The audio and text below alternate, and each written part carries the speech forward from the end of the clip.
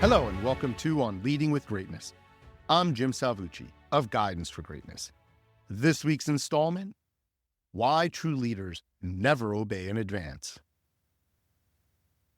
At the very beginning, anticipatory obedience means adapting instinctively, without reflecting, to a new situation. Timothy Snyder. What happens when people obey in advance? Billy knew the boys standing over there by the slide had it in for him. He had run into them before, 3 sixth graders, a full year older than Billy and all much bigger. That last time, these boys made fun of Billy and pushed him around.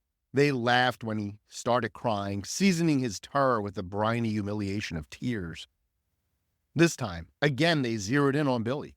He glanced around for help but was all alone. Instinctively backing up, he smacked into a chain-link fence, which gave way a bit, and then held firm with a soft metallic rattle. The solidity of the fence turned his legs to jelly as fear radiated up and down his spine. His vision blurred. The boys drew near, mocking him. "Hey, remember this guy? Here's the crybaby." Billy pressed even more into the fence, his fingers desperately gripping its links. He wished he could pass through its openings. Then the tallest of the three, taller than Billy by a head, pointed to Billy's brand new baseball cap. The bully smirked, and with a cocky tone growled, "I really like your hat." Billy's dad had surprised him with that cap just last week. He radiated pride when he first put it on. He loved that hat. But his pride quickly gave way to his fear. Maybe, Billy thought, if I just gave them something they want, they'll go away.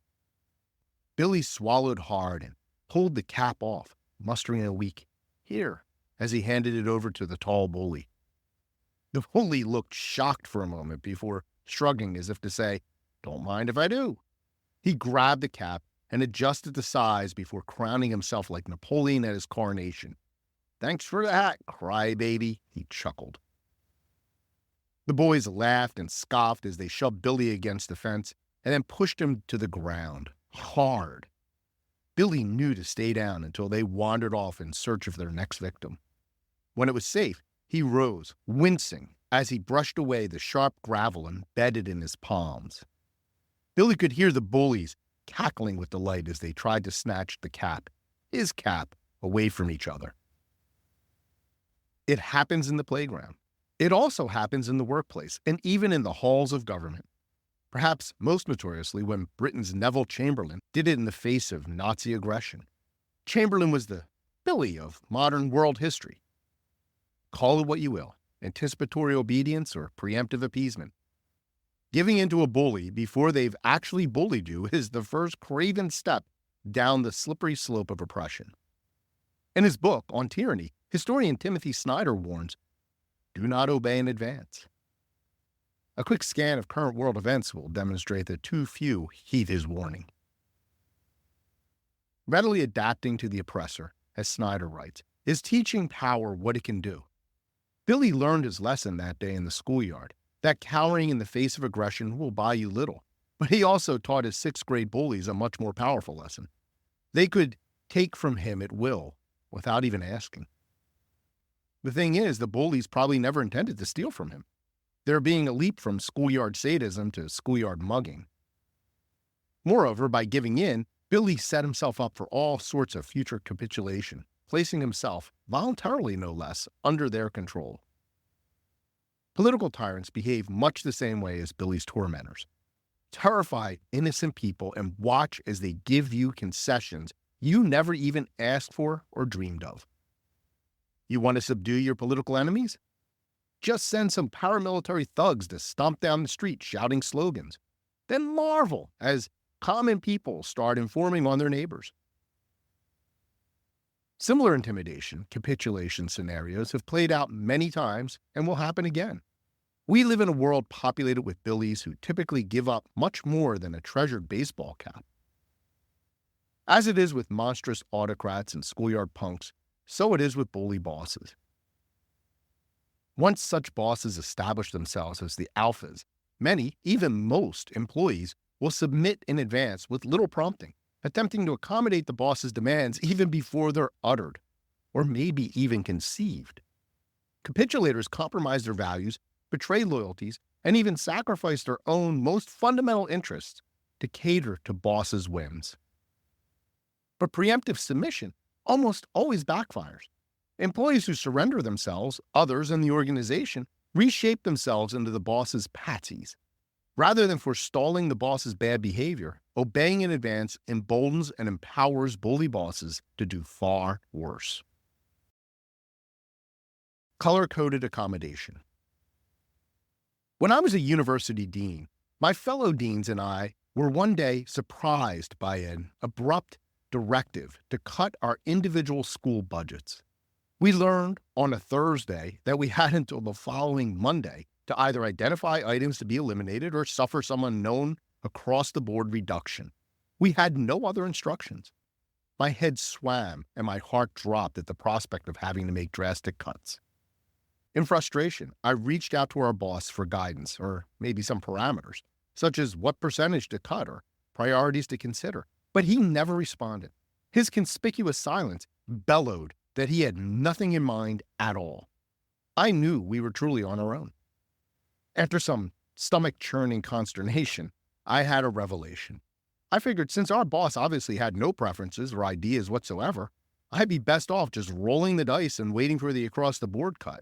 In other words, I took a calculated risk and did absolutely nothing, neither insubordinate nor utterly submissive. In contrast, one of my colleagues saw our boss's silence as an opportunity to accommodate him in advance in hopes that he would go easy on her budget. She spent her weekend slaving away at her proposal rather than relaxing with her family. That Monday morning, she excitedly shared her solution with me. Elegant describes it perfectly, an attractive color-coded chart of her entire budget. Her voice chirped with smug satisfaction as she described her design to me. Items highlighted in green meant she could do without the budget item. Come and get it, no big deal. Yellow indicated she could spare the item, but preferred not to. I'd rather you didn't take this one, thank you. Red, of course, offered a gentle warning. I need this, so please don't touch it. I have to admit, seeing my fellow dean's fancy chart really gave me pause. What if she got it right? She seemed so confident. Plus, her chart looked great. What with the colors and the beautiful layout. Maybe I had erred. But I knew intuitively that handing over an itemized list to a guy who had no clue just invited him to do his worst. What do you think happened? Do you think maybe our boss took one look at her chart and yelled, "Hallelujah," and called her in to congratulate her on a job well done? Do you imagine he singled her out for recognition at our next dean's meeting, passing her color-coded Mona Lisa around so we could all coo and envy?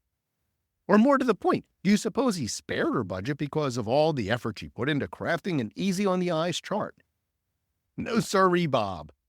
Appeasement worked for her about as well as it did for Billy and Neville. Predictably, our boss pulled out his big old budget machete and slashed all of her green items.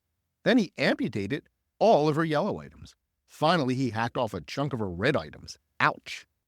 For me, though, he reserved his harshest penalty, dropping a huge percentage cut, 25%. That was the bad news. The good news, as I expected, I could reallocate at my discretion. While the overall cut seemed large, I had no problem absorbing it without compromising a single priority or exposing the soft underbelly of my budget to his butchery. Moreover, the total hit to my colleague's budget was about the same. So she sacrificed her autonomy and her weekend for nothing. The consequence? From then on, because she had offered up specific items, she struggled to meet her needs. Faculty and students had to make do without necessary equipment. Events were canceled, and forget about any discretionary perks. Even worse, she sent the message to our boss that she would happily offer up whatever he wanted and more without even having to be asked. Meanwhile, I went merrily on my way. A tweak here and a tweak there, and my faculty and students never felt the pinch in the least. Plus, and more importantly, I'd proven I was no easy mark. Whether in the schoolyard, world politics, or the workplace, it's all the same. Obeying in advance, giving up and giving in always fails because it just empowers bullies to do as they please. Problems go unsolved and only one message is sent. Here's a sucker waiting to be taken. True leaders, in contrast, make the bully boss at least work for it. Leaders understand that preemptive accommodation only condones and encourages bullying. It transforms victims into apologists or even accomplices, and inevitably leads to worse bullying behavior. As for Billy, maybe he spent the rest of his days giving in to oppressors, or maybe eventually he learned that most basic of schoolyard lessons. Appeasing bullies just sets you up for more bullying. Whether Billy learned that truth or not, his bully certainly did. Let's resolve not to be like Billy in the schoolyard. Let's not be like my former colleague. Let's not be like Britain's Neville Chamberlain. We truly have a choice to be an accommodationist or not, which leaves us with a rather simple rule to apply to every situation, at work, at home, or in the world. True leaders never obey in advance. Have you ever observed preemptive appeasement? What resulted from accommodating in advance? True leaders wisely never obey in advance, and I can help. Unlock the great leader within. Download my free resource, the Transform to Greatness Toolkit, now at thegreatleadershiptoolkit.com. I look forward to hearing from you.